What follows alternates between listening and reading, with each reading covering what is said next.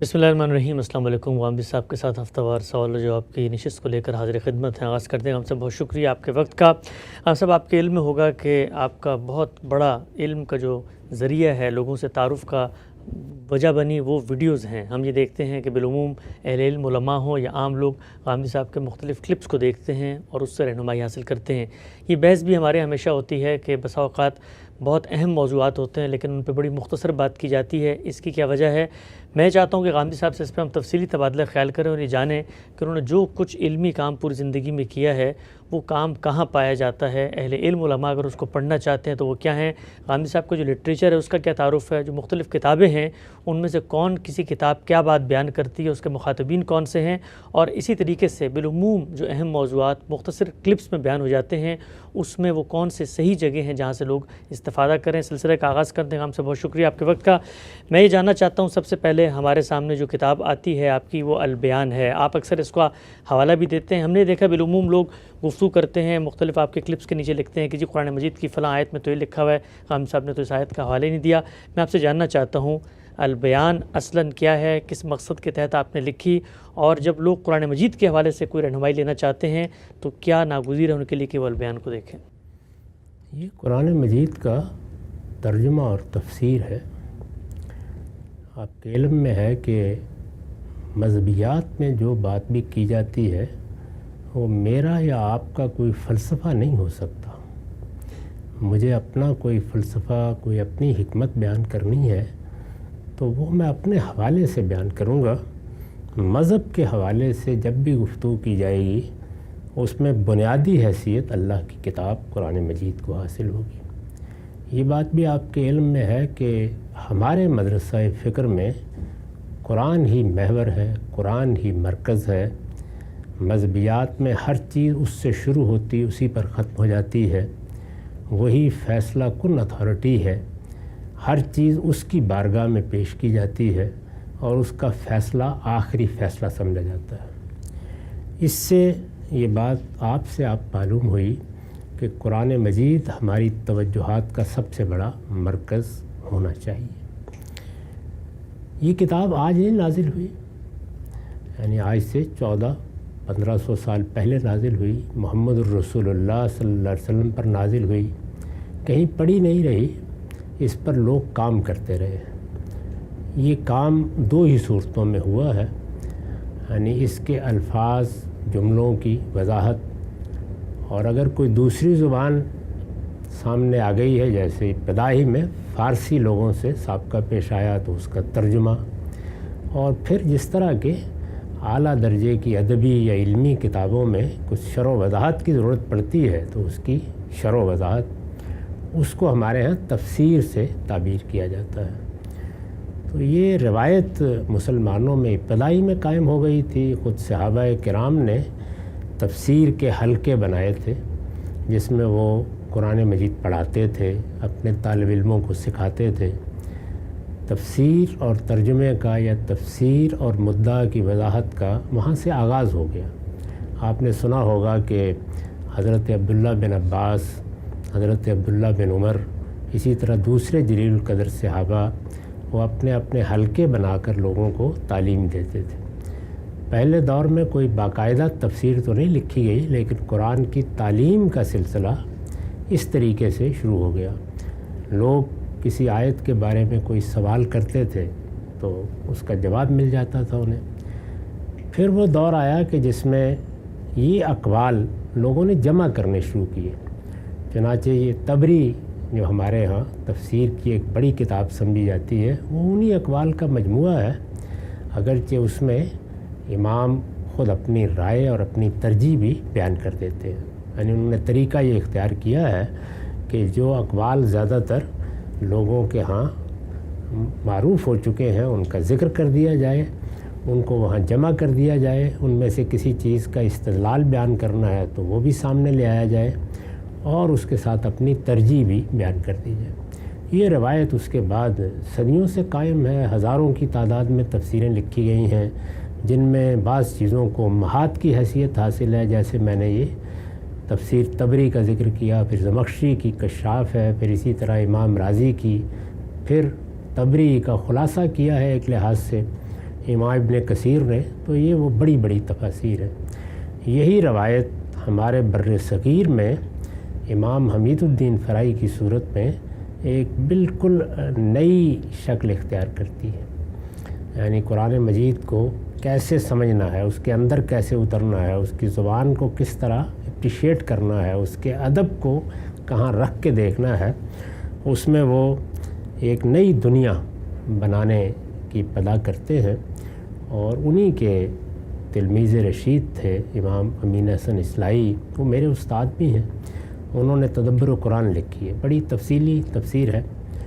یہ آپ جانتے ہیں کہ اس میں خاص چیز جس کو نمایاں کیا گیا ہے وہ قرآن کا نظم ہے، اور بھی بہت سی چیزیں ہیں، یعنی آیتوں کی تعویل میں، تفسیر میں، اور خود قرآن مجید کی تفسیر کرنے کے اسلوب میں گویا ایک طرح سے غیر معمولی مجتہدانہ بصیرت کا ظہور ہوا ہے، اور ایک نیا مدرسہ فکر وجود میں آیا ہے۔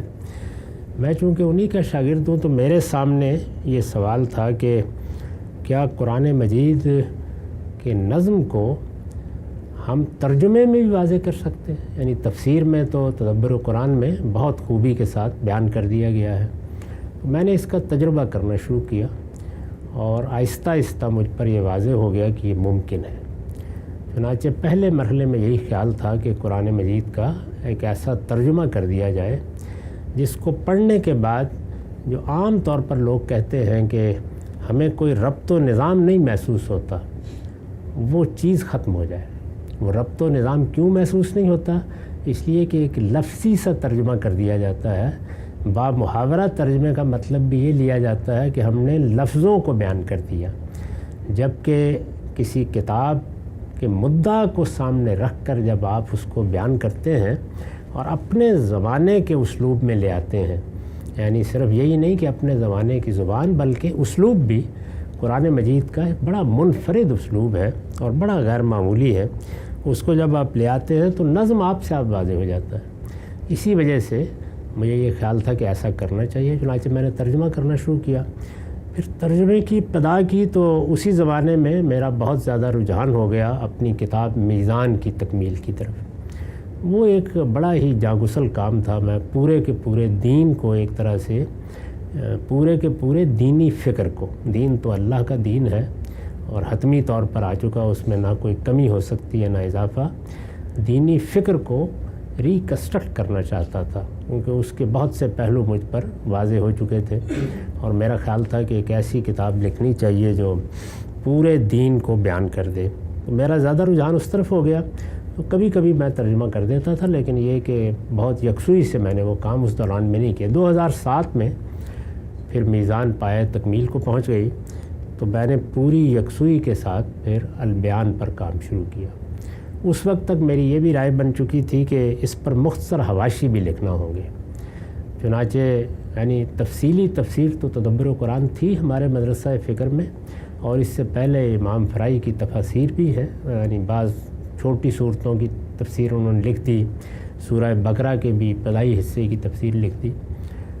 میرے پیش نظر یہ تھا کہ اس پر مختصر حواشی بھی لکھے جائیں، یعنی مختصر حواشی میں جو چیز سامنے تھی وہ یہ تھی کہ تدبر قرآن کا پورا فکر آ جائے، جن چیزوں میں میرا نقطہ نظر مختلف ہے وہ چیزیں بھی بیان کرنے کا موقع مل جائے، اور دوسرے یہ کہ ایک ایسی تفسیر ہو جو تفسیر کے طور پر قاری کو اپنے اندر مشغول نہ کرے، بلکہ اس کی ساری توجہات کا مرکز قرآن کا متن، اس کا ترجمہ رہے، حواشی اور مختصر حواشی اس کے مددگار ہوں۔ یہ چیز پیش نظر تھی، تو اس کو رکھ کے پھر میں نے حواشی لکھنا شروع کیے، یہاں تک کہ 5 مجلدات میں 5 جلدوں میں یہ پایہ تکمیل کو پہنچ گئی، اور اب اس کا ترجمہ بھی الگ شائع ہوتا ہے اور تفسیر بھی شائع ہوتی ہے۔ تو یہ مختصر تعارف ہے۔ ٹھیک ہے، شاہم صاحب بڑی آپ نے اس میں بتایا تفصیل سے۔ یہ بتائیے گا کہ یہ جو آپ نے تفسیر لکھی البیان، اس کا مخاطب کون ہے؟ یعنی یہ آپ نے عام لوگوں کے لیے لکھی، اس طرح آپ فرماتے ہیں کہ ہر آدمی کو قرآن مجید کا ترجمہ پڑھنا چاہیے ہے، تو اب ترجمہ پڑھنے کے لیے ترجمے میں معاون مددگار اگر کوئی حواشی ہیں، اس کی وجہ یہ ہے کہ بالعموم لوگ یہ کہتے ہیں کہ جب ہم البیان پڑھتے ہیں تو اس کے نیچے بعض علمی مباحث بھی زیر بحث آتے ہیں۔ مثلا آپ اکثر یہ لکھتے ہیں کہ اصل میں یہ لفظہ ہے، عربیت کی روح سے اس کا یہ مطلب ہے، یہاں پہ مبتدا حذف ہے، یہاں پہ خبر حذف ہے، یہ فعل یہاں پر فیصلہ فعل کے معنی میں ہے۔ تو اس کی آڈینس کون ہے؟ کون سا شخص ہے جو اپنے اندر کوئی دینی خاص رجحان محسوس کرے گا اس کے بعد البیان پڑھے گا، یا اس کو پڑھنے کی آپ تمام مسلمانوں کو دعوت دیتے ہیں؟ میرے نزدیک عام طور پر تمام علوم و فنون میں انسانوں کی 3 جماعتیں ہوتی ہیں۔ عام لوگ جو پڑھنے لکھنے کی طرف آسانی سے متوجہ نہیں ہوتے، ان کا کوئی بہت علمی رجحان بھی نہیں ہوتا، وہ چاہتے ہیں کہ کوئی چیز آپ کو بس مل جائے جس سے ضروریات پوری ہو جائے، اس علم و فن سے متعلق اگر کوئی ضروری چیزیں ہیں تو وہ اس کو جان لیں۔ دوسرے اس کے ماہرین، اس علم فن کے ماہرین، جیسے ایک عام آدمی کی بھی ضرورت تو ہوتی ہے کہ اس کو اپنی صحت کے بارے میں ضروری باتیں معلوم ہو جائیں، حفظان صحت کے اصول وہ جاننا چاہتا ہے۔ یہ بھی اس کی خواہش ہوتی ہے کہ کہیں کوئی زکام ہو گیا ہے، کوئی نزلہ ہو گیا ہے تو کوئی چھوٹی موٹی دوا مجھے معلوم ہو، میں اس کو لے لوں۔ لیکن اس کے ساتھ بڑے بڑے طبیب اور ماہرین بھی ہوتے ہیں۔ تیسرے وہ لوگ ہوتے ہیں کہ جو طالب علم کی سطح پر کسی چیز کو سمجھنا چاہتے ہیں، یعنی علماء تو خود ماہرین ہیں، وہ اپنے طور پر کوئی رائے قائم کر لیں گے۔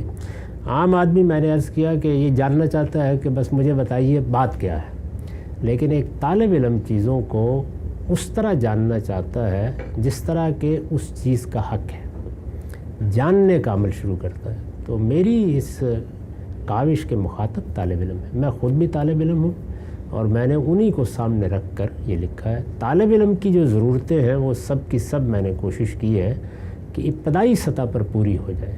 اس کے بعد جب وہ عالم بن جاتا ہے تو پھر وہ کسی چیز کا محتاج نہیں ہوتا، وہ اپنے طور پر رائے قائم کر سکتا ہے۔ اچھا صاحب، ہم دنیا میں دیکھتے ہیں کسی بھی کتاب کا جب ہم مطالعہ کرتے ہیں تو مطالعہ کرنے سے پہلے یہ ایک ناگزیر ضرورت ہوتی ہے کہ جس کتاب کے بارے میں ہم پڑھ رہے ہیں اس کتاب کا کوئی تعارف بھی ہونا چاہیے، اس کتاب میں جس طریقے سے مشمولات بیان ہوئے ہیں، کنٹینٹ بیان ہوا ہے، اس کا اسٹرکچر بھی ہم پہ واضح ہونا چاہیے۔ البیان کو جب ہم کھولتے ہیں تو اس کے ابتدا میں بھی آپ نے ایک مقدمہ لکھا ہے، ایک تعارف لکھا ہے، اور اس کے خاتمے پر بھی آپ نے خود اس تصنیف کے بارے میں اپنی کچھ آراء کا اظہار کیا ہے۔ آپ کی نظر میں کتنا ناگزیر ہے البیان کو پڑھنے سے پہلے ان دونوں چیزوں کو، جو ابتدا میں ہے اور جو آخر میں، پہلے پڑھ کے سمجھا جائے اور پھر اس کتاب کو دیکھا جائے، یا کتاب کو کہیں سے بھی کھول کے بیچ میں دیکھا جا سکتا ہے؟ میرے نزدیک کسی بھی کتاب کو، اور قرآن جیسی کتاب کو جب بھی آپ کھولتے ہیں تو سب سے پہلے قرآن کا تعارف ہونا چاہیے۔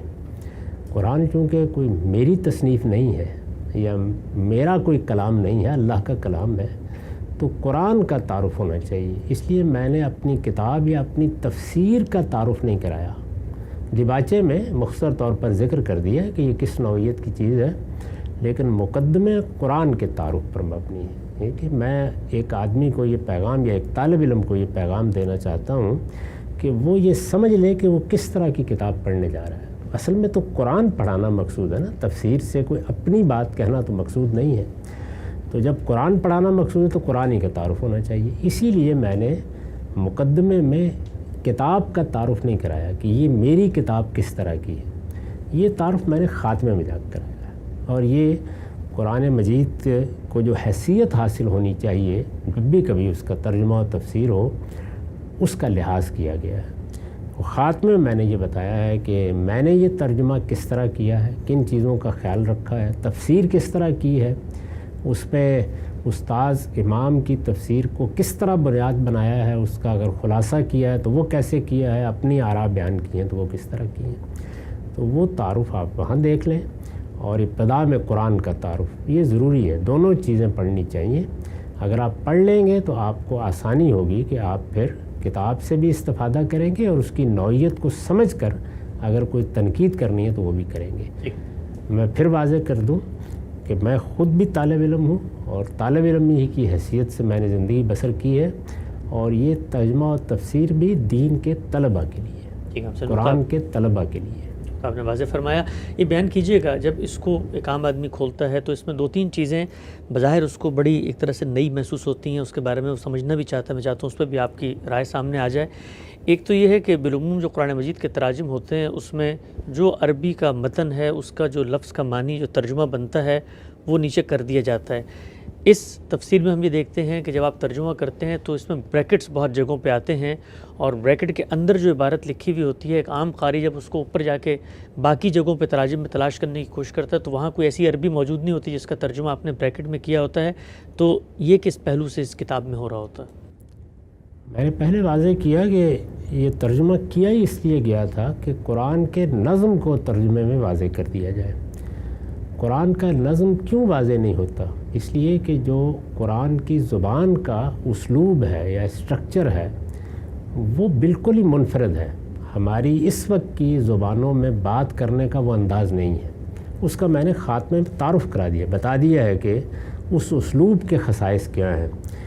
چنانچہ اس وقت کے قاری کو اگر آپ صرف وہ ترجمہ کر دیں گے تو بات ہی سمجھ میں نہیں آئے گی۔ تو ترجمہ کس لیے کرنا ہے؟ بات سمجھانے کے لیے کرنا ہے نا۔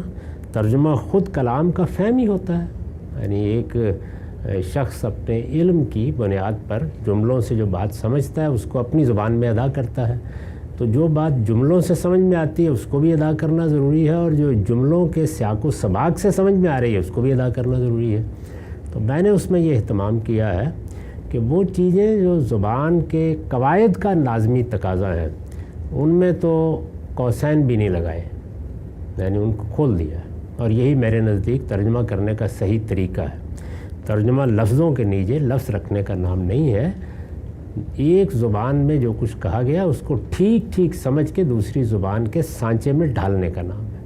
اگر آپ کسی بھی کتاب کا اس طرح ترجمہ کریں جس طرح عام طور پر لوگ قرآن کا ترجمہ کر دیتے ہیں تو سب کے بارے میں یہی شکایت پیدا ہو جائے گی کہ یہ کیا بات ہے جو سمجھ میں نہیں آ رہی۔ تو اگر سمجھانا ہے تو پھر ضروری ہوگا کہ اس طرح ترجمہ کیا جائے کہ جس میں اس وقت کا زبان کا اسٹرکچر اس پورے مدعا کو ادا کرے۔ پہلے تو یہ چیز ہے، چنانچہ بعض جگہوں پر جب لوگ تقابل کر کے دیکھیں گے تو ان کو اندازہ ہوگا کہ جو قرآن میں مقدرات ہوتے ہیں، یعنی جو نحوی مقدرات ہیں، جو جملے کے تقاضے ہیں، ان کو قوسین کے بغیر کھول دیا ان کو لکھ بھی دیا ہے، لیکن جو نظم کا ربط ہے ظاہر ہے کہ وہ تو فہم ہے، آپ نے ایک سیاق سباق کو سامنے رکھ کر سمجھا ہے، اس کو قوسین میں بیان کر دیا گیا ہے۔ تو یہ رہنمائی دی گئی ہے۔ میرے خیال میں قرآن جیسی کتاب کا ترجمہ کرنے کا یہی طریقہ ہے۔ اچھا، آپ سے میں صرف سمجھنے کے لیے پوچھنا چاہتا ہوں آپ سے، ہمارے ہاں بر صغیر کی جو تفسیری روایت ہے اس میں بھی با محاورہ ترجمے کی ایک پوری کی پوری ہمیں نظر آتی ہے، لٹریچر کی پوری تاریخ ہے۔ کوئی اس کی مثال ہے کہ مطلب یہ با محاورہ ترجمہ اور یہ نظم کی رعایت سے ترجمہ کرنا اور پھر اس کے بعد آپ قوسین کے اندر وہ جو نظم ہے اس کو دریافت کر کے لکھ دیں، ان دونوں میں کوئی جوہری فرق ہے؟ اور جو آپ نے کام کیا ہے کہ اس کی کوئی اور ہمارے پاس نظیر یا مثال ہے؟ مثلا مولانا ابو الاعلیٰ مودودی صاحب کا جو ترجمہ ہے وہ بھی کہتے ہیں جی میں نے عربی مبین کو اردو مبین میں منتقل کر دیا، یعنی بات اسی طرح سے کھول کے بیان کر دی ہے۔ تو کوئی اور بھی اس طرح کی مثال ہے جس طرح سے آپ نے کام کیا؟ وہ بھی یہ کرتے ہیں۔ مولانا ابوالکلام آزاد کے ترجمے میں بھی جگہ جگہ آپ کو اسی طرح قوسین نظر آئیں گے جس میں وہ واضح کرتے ہیں، کیونکہ بعض اوقات جملے کے الفاظ اس چیز کو لفظوں میں بیان نہیں کر رہے ہوتے لیکن در و بست بیان کر رہا ہوتا ہے، لہجہ بیان کر رہا ہوتا ہے، تو اس کو وہ بھی کھولتے ہیں۔ اور ابوالکلام آزاد کے ترجمے میں آپ بہت سی اس کی مثالیں دیکھ سکتے ہیں۔ سب سے زیادہ ڈپٹی نذیر احمد کا ترجمہ ہے۔ اچھا، یعنی اس میں تو آپ کہہ سکتے ہیں کہ ترجمہ گویا تفسیری بن گیا ہے بڑے پیمانے پر۔ تو لوگ کرتے رہے اپنے اپنے طریقے سے۔ میں نے اس میں جو طریقہ اختیار کیا وہ یہ ہے کہ جو لفظی اطلاقات ہیں اس کو ہم مقدرات کہتے ہیں اصطلاح میں، وہ تو بغیر قوسین کے کھول دیے جائیں، ان کی ضرورت نہیں ہے کہ اس پہ قوسین لگائے جائیں، وہ اصل میں جملے کا لازمی مدعا ہے۔ اور وہ چیزیں جو نظم سے تعلق رکھتی ہیں ان کو اس طرح سے قوسین میں بیان کر دیا جائے۔ بس یہ دو چیزیں ملحوظ رکھ کر میں نے یہ سارا کام کر دیا ہے۔ پہلے بھی لوگ کرتے رہے، وہ اپنے اپنے طریقے سے کرتے رہے ہیں۔ نظم کی رعایت اس طرح سے تو ظاہر ہے کہ مدرسہ فراہی میں ہوئی ہے، اس وجہ سے اس کی آپ کو نظیر یہاں نہیں ملے گی۔ ٹھیک ہے، یہ بتائیے گا اس کو جب ہم پڑھتے ہیں البیان کو تو یہاں میں جا بجا بڑے لمبے لمبے اقتباسات ہیں، بڑے بڑے پیراگراف ہیں جو تدبر قرآن سے ماخوذ نظر آتے ہیں، یعنی آپ خود مولانا امین احسن اصلاحی کی جو تفسیر ہے اسی کے مختلف حصوں کو اس میں نقل کر رہے ہوتے ہیں۔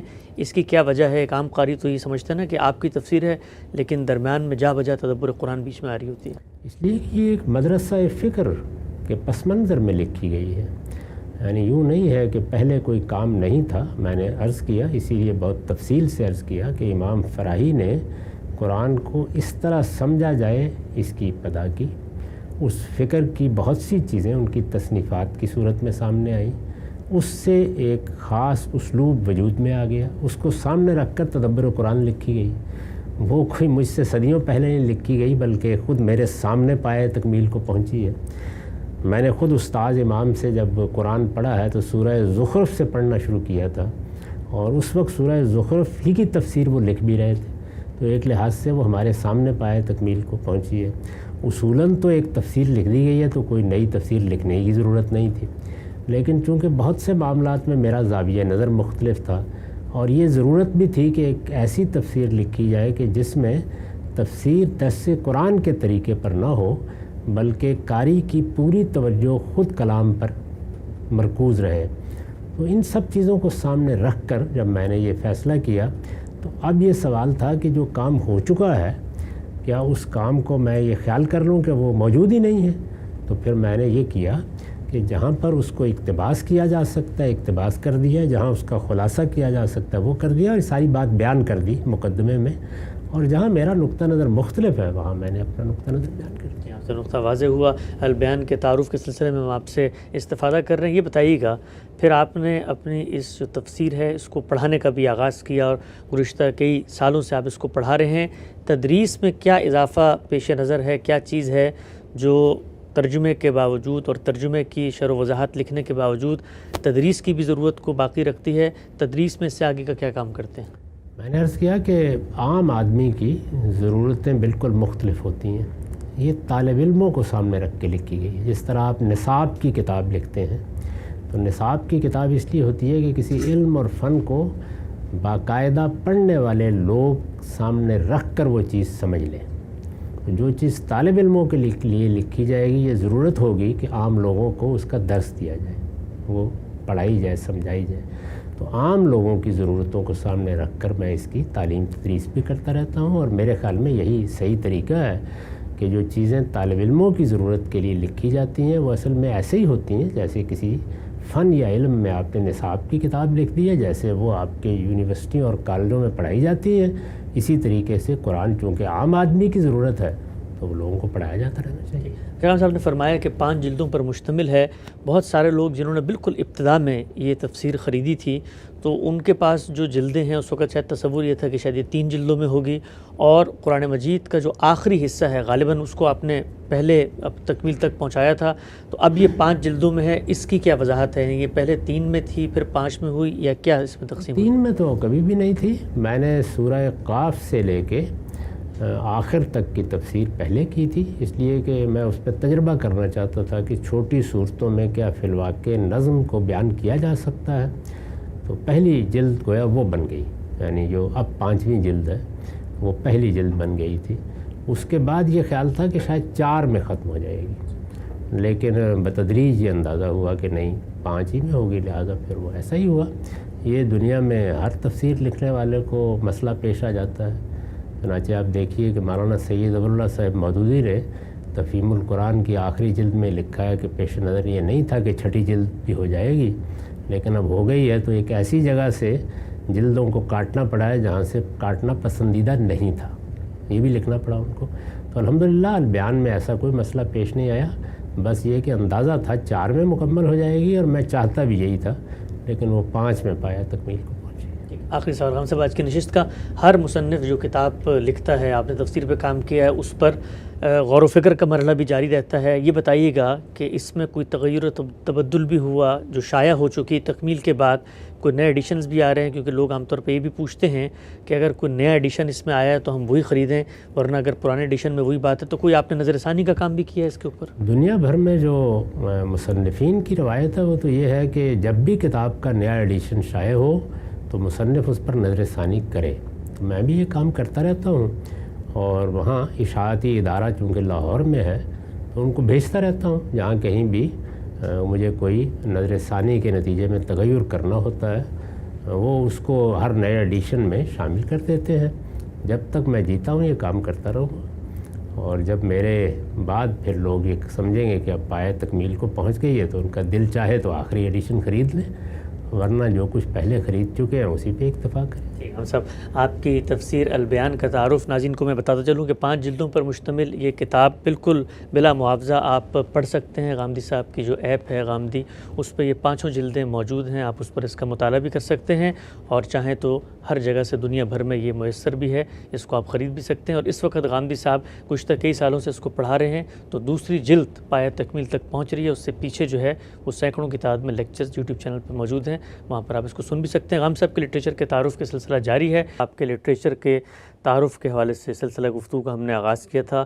بہت بڑی تعداد میں لوگ ویڈیوز دیکھتے ہیں، لیکن آپ کا جو مکمل لٹریچر ہے، جو کتب ہیں، ان میں کیا کنٹینٹ زیر بحث ہے، کون اس کے مخاطبین ہیں، انہیں کیسے پڑھا جائے، اس حوالے سے ہم نے سلسلے کا آغاز کیا تھا۔ آگے بڑھاتے ہیں اس سلسلے کو۔ ہم سب گزشتہ کل آپ نے بتایا تھا البیان کے بارے میں، وجہ کیا بنی کتاب لکھنے کی اور کیا اس میں کنٹینٹ زیر بحث ہے۔ میں اسی موضوع کو آگے بڑھا کے بقیہ کتب پر بھی آؤں گا۔ پوچھنا میں آپ سے چاہتا ہوں کہ 5 مجلدات پہ یہ مشتمل ہے۔ ہمارے ہاں جو طالبانہ ذہن بھی ہے، وہ بھی ایک بہت لمبی اور بڑی تصنیف کو مشکل سے پڑھ پاتا ہے۔ تو یہ مجھے بتائیے گا، اپنی زندگی کے تجربات اور حاصلات ہیں کہ خود وہ لوگ جو مطالعے کا شوق رکھتے ہیں، وہ کیسے ایک بڑی کتاب کو جو 5 جلدوں پہ مشتمل ہو اس کو پڑھ سکتے ہیں۔ اس میں کیا ایسا بھی ہو سکتا ہے کہ وہ کچھ مختصر حصوں کا پہلے انتخاب کریں، اس کو پڑھنا شروع کر دیں، یا پھر یہ آن گوئنگ کام ہے، اور اگر یہ کوئی لمبا کام ہے تو اس میں پنچویلٹی، ڈسپلن کو پڑھنے کے حوالے سے کیسے مینٹین رکھا جا سکتا ہے؟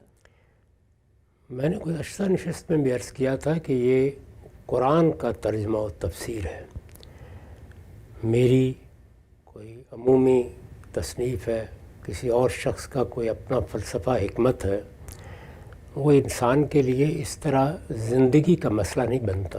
لیکن اللہ کی کتاب قرآن مجید، میں اگر مسلمان ہوں تو میرے لیے زندگی کا مسئلہ ہے۔ یہ میرے پروردگار کی کتاب ہے، میں اس پر ایمان رکھتا ہوں۔ دنیا کی ساری کتابوں میں یہ اس لحاظ سے منفرد ہے کہ یہی کتاب ہے جس سے مجھے میرے پروردگار کا تعارف ہوتا ہے۔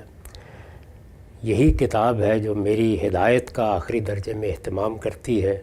اسی کتاب کو یہ حیثیت حاصل ہے کہ مذہب کے معاملے میں جہاں کہیں کوئی اختلاف ہو وہاں فیصلہ سنائے۔ اس کتاب کی یہ غیر معمولی حیثیت تقاضا کرتی ہے کہ ہر مسلمان اپنی استطاعت کی حد تک اس کے ساتھ ایک زندہ تعلق قائم کرے۔ اس زندہ تعلق کو قائم کرنے کے باب میں نے ہمیشہ لوگوں کو توجہ دلائی ہے کہ وہ سادہ ترجمہ پڑھیں۔ وہ لوگ جو عربی زبان سے واقف ہیں وہ قرآن مجید کی سادہ تلاوت کریں، اور جو لوگ عربی زبان سے واقف نہیں ہیں وہ اپنی اپنی زبان میں قرآن مجید کا ترجمہ پڑھیں، وہ اردو میں، انگریزی میں، کسی اور زبان میں، جس میں بھی ان کے لیے پڑھنا آسان ہے۔ ہمارے موجودہ زمانے میں اللہ تعالیٰ نے یہ غیر معمولی سہولت پیدا کی ہے، اور یہ میں محسوس کرتا ہوں کہ عمومی طور پر انسانوں کو جس رجحان پر اللہ تعالیٰ نے پیدا کیا اس کی رعایت ہو گئی ہے۔ وہ رجحان یہ ہے کہ کم لوگ پڑھنے کا ذوق رکھتے ہیں، لیکن سننے کا سب کے ہاں داعیہ موجود ہوتا ہے۔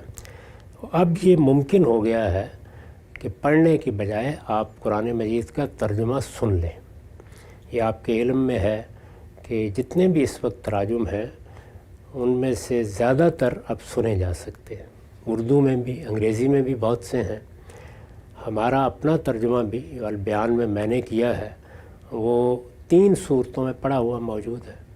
اپنے اپنے ذوق کے لحاظ سے اس میں سے کسی کا بھی انتخاب کیا جا سکتا ہے، اور جب آپ اسے سنیں گے تو اللہ کی کتاب کو سنیں گے، ایک تعلق اس سے پیدا ہوگا، آپ کا ایک ذاتی رابطہ استوار ہوگا، اور جو گرد و پیش میں دین کے بارے میں باتیں کہی جاتی ہیں ان میں سے بیشتر باتوں کا اجنبی ہونا واضح ہو جائے گا۔ اصل دین کیا ہے، اللہ تعالیٰ کیا چاہتے ہیں، وہ بندوں کو کہاں دیکھنا چاہتے ہیں، اس کا ایک سچا شعور اس سے پیدا ہوگا۔ تو میں نے عرض کیا تھا کہ عام آدمی کی ضروریات کے لحاظ سے اگر آپ غور کریں تو قرآن دنیا کی آسان ترین کتاب ہے، یعنی وہ اپنی بات اتنے مختلف پہلوؤں سے دہرا کر بیان کر دے گا کہ بنیادی حقائق واضح ہو جائیں گے۔ اگر غور و تدبر کا احساس ہو یا انسان کی طبیعت ایسی ہو کہ وہ طالب علمانہ طریقے سے چیزوں کو دیکھتا ہے تو قرآن مجید میں اس کا سامان بھی موجود ہے، اور اسی پہلو کو واضح کرنے کے لیے میں ہمیشہ یہ کہتا ہوں کہ یہ علماء کے لیے دنیا کی مشکل ترین کتاب ہے، جس طرح عام آدمی کے لیے یہ آسان ترین کتاب ہے، اسی طرح علماء کے لیے، ماہرین کے لیے مشکل ترین کتاب ہے۔ تو گویا دونوں طرح کے طبائع کا اللہ تعالیٰ نے اہتمام کیا، اور اس لحاظ سے یہ بڑی منفرد کتاب ہے۔ عام آدمی کے لیے یہی ہے کہ وہ اس کو پڑھے سادہ طریقے سے، یا سننے میں اور بھی سہولت رہتی ہے۔ وہ اگر محسوس کرتا ہے کہ کہیں کوئی سوالات پیدا ہوتے ہیں تو اس پر نشان لگا دے۔ اول تو بہت سے سوالات خود قرآن مجید کو سنتے ہوئے خود ہی حل ہو جائیں گے، لیکن اگر کوئی باقی رہ جائیں تو پھر وہ اگلا قدم بڑھا سکتا ہے، اگر ذوق ہو کہ وہ حواشی پڑھ لے، تفسیر پڑھ لے، وہاں بھی اطمینان نہ ہو تو کسی صاحب علم سے رجوع کر سکتا ہے۔ اسی طرح قرآن مجید کے لیے یہ ضروری نہیں ہے کہ آپ قرآن کو کھولیں اور ابتدا سے انتہا تک پڑھیں ترتیب کے ساتھ، کوئی ضروری نہیں ہے۔ قرآن مجید کو اللہ تعالیٰ نے اس طرح نازل کیا ہے اور اس میں آیات کی اس طرح تصریف کی ہے کہ اپنے ذوق کے لحاظ سے اب کبھی کوئی سورہ پڑھ لیجئے، کبھی کوئی سورہ پڑھ لیجئے۔ خاص طور پر جو آخری ابواب کی صورتیں ہیں وہ مختصر بھی ہیں، چھوٹی بھی ہیں، اگر وہ پوری کی پوری سورہ خاص طور پر البیان کے ترجمے کو سامنے رکھ کے صورتوں کا تعارف پہلے پڑھیں یا سنیں اور اس کے بعد پڑھیں تو قرآن کیا ہے، اس کی معنویت کیا ہے، اس میں نظم کیا خوبصورت طریقے سے آگے بڑھتا ہے، مدعا کو اللہ تعالیٰ کیسے الفاظ کا ایک خوبصورت پیرہن دیتے ہیں، یہ سب چیزیں بالکل واضح ہو جائیں گی۔ تو عام آدمی کے لیے مطالعے کا طریقہ یہی ہے۔ ٹھیک ہے، تو یہ نقطہ آپ نے واضح کیا، آگے بڑھاتے ہیں سلسلہ گفتگو کو۔ آپ نے ذکر کیا کہ البیان تو قرآن مجید کے ترجمے اور ترجمے کی وضاحت پر مشتمل ایک تفسیر ہے، لیکن اس کے ساتھ ساتھ آپ کی ایک اور جو تصنیف ترجمے ہی کی وہ الگ سے بھی شائع ہو چکی ہے، یہ میرے ہاتھ میں بھی ہے۔ ہم سے بھی بتائیے گا کہ یہ البیان ہی کا ترجمہ ہے، یعنی اس تفسیر میں جو ترجمہ آپ نے کیا تھا اس میں سے صرف حواشی ہٹا کے ترجمے کو الگ سے ترجمہ شائع کیا، کیونکہ اس کتاب کو بھی ہم دیکھتے ہیں تو یہاں بھی کہیں نہ کہیں ہمیں نیچے کہیں نہ کہیں حواشی نظر آ رہے ہوتے ہیں، تو وہ حواشی کیا وہی ہیں جو البیان میں تھے، چند جگہوں پہ لے لیے گئے ہیں، یا یہ اس پہ آپ نے اثر نو طور پہ حواشی پہ کام کیا؟ بعض جگہوں پر اثر نو لکھے ہیں لیکن وہ بہت کم ہے، یعنی یہاں کہیں ضروری وضاحت تھی۔ میرا خیال ہے اگر آپ شمار کریں تو شاید 8-10 مقامات سے زیادہ نہیں ہوں گے۔ ترجمہ، سادہ ترجمہ ہی مقصود ہے، وہی پڑھنا چاہیے، اور یہ ہمارے ہاں تو پابندی ہے، متن کے بغیر نہیں شائع کر سکتے، پاکستان میں یہ پابندی ہے، چنانچہ وہاں سے یہ اسی طرح شائع ہوتا ہے، یعنی اس میں متن بھی ہوتا ہے اور ترجمہ بھی، لیکن بھارت سے یہ متن کے بغیر بھی شائع ہو گیا ہے۔ جن لوگوں کو ذرا اس میں مشکل محسوس ہوتی ہے کہ ایک مقدس کتاب ہے وہ ساتھ لے کے کہاں جائیں گے، وہ سادہ ترجمہ پڑھ سکتے ہیں، اس میں کوئی معنی نہیں ہے، اور یہ الگ سے اب دستیاب ہے۔ اچھا، میں یہاں پر یہ بھی وضاحت کرتا چلوں، لوگوں نے بعض سوال بھی پوچھا کل کی نشست کے بعد کہ جس البیان کے تعارف کا ہم نے گفتگو کی تھی ہم سب سے کہ انگریزی میں بھی موجود ہے، تو اس کی 4 جلدیں ترجمہ ہو چکی ہیں، بیشتر شائع بھی ہو چکی ہیں، لیکن پورا جو سیٹ ہے وہ انشاءاللہ جلد پائے تکمیل کو پہنچ کے شائع بھی ہوگا انگریزی زبان میں، جبکہ جہاں تک اردو ترجمے کا تعلق ہے تو پورا اردو ترجمہ انگریزی زبان میں موجود ہے۔ اچھا غم صاحب، آپ نے ذکر کیا ہمارے یہاں پابندی ہے کہ متن کے بغیر نہیں شائع کیا جا سکتا قرآن مجید کے ترجمے کو، یہ بیان کیجیے گا ایک عمومی رجحان بھی ہے کہ قرآن مجید کی عربی جب آپ پڑھتے ہیں تو اس کا ایک طرح کا روحانی تعلق تو پیدا ہوتا ہے لیکن ثواب کا معاملہ بھی ہوتا ہے، تو کیا پڑھنا اور سننا یہ دونوں برابر ہیں؟ یعنی قرآن آپ عربی میں پڑھیں یا عربی میں سن لیں، یا اردو میں پڑھیں اور اردو میں سن لیں، تو پڑھنے اور سننے دونوں کا معاملہ ایک ہی ہے، یا پڑھنے کے بارے میں زیادہ کوئی افضلیت کی بات کی جاتی ہے؟ نہیں، اس طرح کی کوئی چیز نہیں، آپ سنیں، وہ بھی پڑھنا ہے، پڑھیں، اس سے بھی آپ کو ہدایت حاصل ہوگی، لیکن قرآن مجید اصلاً تو اس لیے نازل کیا گیا ہے کہ اس سے ہدایت حاصل کی جائے، وہ اللہ کی کتاب ہے، اس کو ایک زندہ کتاب کے طور پر ہمارے ہاں پڑھا اور سنا جانا چاہیے۔ تو قرآن مجید کو سمجھ کر پڑھیں، جس زبان کو آپ جانتے ہیں اس میں پڑھیں، اس کے الفاظ کی تلاوت کی اپنی ایک روحانیت ہے اور اس کے اپنے فوائد ہیں۔ وہ اگر آپ کے پاس قرآن مجید کا کوئی ایسا نسخہ ہے جس میں صرف ترجمہ ہے اور آپ ایک موقع پر اس کو پڑھ لیتے ہیں، کسی دوسرے موقع پر صرف تلاوت کرنا چاہتے ہیں تو وہ بھی کر سکتے ہیں۔ اچھا ہم صاحب، آپ نے گزشتہ دنوں میں دعوت دین سیریز میں بھی گفتگو کی تھی، آپ نے فرمایا کہ جو دعوت کی بنیاد ہے وہ قرآن مجید ہے، قرآن مجید ہم دیں گے غیر مسلموں کو، تو اس میں یہ جو آپ کا ترجمہ ہے، لوگ یہ چاہتے ہیں دنیا بھر میں جی غیر مسلموں کو دعوت دی جائے، تو یہ جو ترجمہ ہے اس میں بھی آپ نے وہ جو تعارف موجود تھا کہ قرآن مجید کس نوعیت کی کتاب ہے اس کو بھی اس میں الگ سے لکھ دیا ہے تاکہ پڑھنے والے کو پتہ چلے کہ کتاب کی یونر ڈکشن اس کا اسٹائل ہے کیا؟ یہ ضروری ہے، اس لیے کہ اس سے بڑی غلط فہمیاں پیدا ہوتی ہیں۔ کسی بھی کتاب کو جب آپ کسی شخص کے ہاتھ میں دیتے ہیں تو اس کا تعارف لازماً ہونا چاہیے، کتاب کیا ہے، کس نوعیت کی کتاب ہے۔ تو اس لیے یہ ضروری تھا کہ وہ مقدمہ شامل کیا جائے۔ وہ بہت مختصر مقدمہ ہے، چند صفحات ہیں، اس میں میں نے قرآن مجید کا تعارف کرا دیا ہے اور صورتوں کے تعارف بھی لکھ لیے ہیں۔ دو صورتوں کے تعارف لکھے گئے ہیں، اس لیے کہ قرآن مجید میں زیادہ تر صورتیں توام ہیں، یعنی دو کوئی جوڑے بنا کر قرآن مجید میں مضمون آگے بڑھتا ہے۔ اسی طرح قرآن کے 7 ابواب ہیں، ان 7 ابواب کے بھی الگ تعارف لکھ دیا اور وہ بھی شامل ہے اس میں۔ جب سنیں گے تو اس میں بھی یہ پڑھے گئے ہیں، چنانچہ آپ سنتے ہوئے بھی پہلے تعارف سنیں گے یا یہ جانیں گے کہ یہ سورہ کیا ہے، اس میں کون مخاطبین ہیں، اس کا مضمون کیا ہے، اس میں کس چیز پر استدلال کیا گیا ہے، استدلال کے کیا طریقے اختیار کیے گئے ہیں، اس کے بعد پھر ترجمہ سن لیں گے۔ تو یہ نہایت مختصر ہے، یعنی آپ صورتوں کا تعارف زیادہ سے زیادہ چند سیکنڈ میں سن لیں گے اور اس کے بعد آپ سورہ کا مطالعہ کریں یا اس کو سن لیں۔ غام صاحب نقطہ آپ نے واضح کیا۔ اچھا غام صاحب، ہم نے اس رمضان میں یہ کوشش کی، جو آپ کا ترجمہ ہے اس کو مختلف لوگوں نے پڑھا ہوا ہے، وہ ہماری یوٹیوب چینل پر بھی ہے، غام صاحب کی ایپ پر بھی موجود ہے۔ ہم نے اس کو 30 دنوں میں بانٹ دیا اور کوشش یہ کی کہ روزانہ کچھ حصہ لوگ سنتے جائیں اور 30 دن میں اس طرح سے قرآن مجید جو ہے وہ پورا کا پورا سنا جا سکتا ہے۔